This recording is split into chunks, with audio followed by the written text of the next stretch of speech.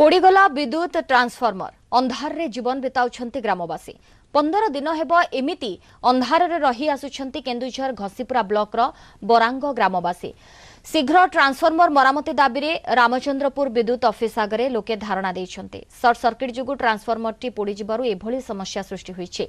दिन बेले असह्य खरा गरम गुळुगुळी जोगु लोके गच्छ छाई तळे बसी रहुछंती। किटिकिटी अंधार रे बरांग संरक्षित जंगल रु घर पाखकु माड़ी आसुछंती हिंस्र जंतु। खाली सेतिकी नुहे गाँ रे पीबा पानीर समस्या मध्य रहिछि। मोबाइल चार्ज करबाकू लोके अन्य गाँ को जाउछंती। सेबडे बकेया विद्युत बिल पैठ न कले नुआ ट्रांसफॉर्मर लगा जाई पारिबनी बोली विभागीय अधिकारी ऑफ द कैमेरा कहिछंती। सेबडे शीघ्र विद्युत संयोग न देले आंदोलन पई चेतावनी दैछंती गाँ लोके। 10-12 दिन लाइन गलानी आम ट्रांसफॉर्मर रोची किसी भी माने मेंटेनेंस करू ना खाली मासिक बिल नहीं चलती एरियर पैसा मागुचंती। मार्च मासरे आमे देइथिलु प्राय 4000-5000 ना टका देइथिलु।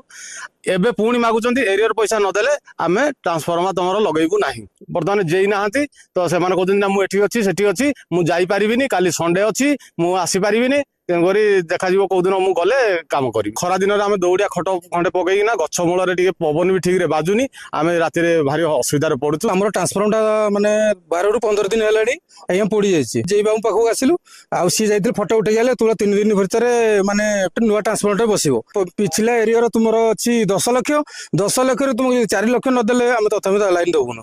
तुमे हमर जा कोन करिवो ते हम गां लोक डाकी आसु आमे केमिति माने आदिवासी लोक केमिति आमे भलर रही पारमु लाइन जाಳಿ पारमु से व्यवस्था करे पे आसु।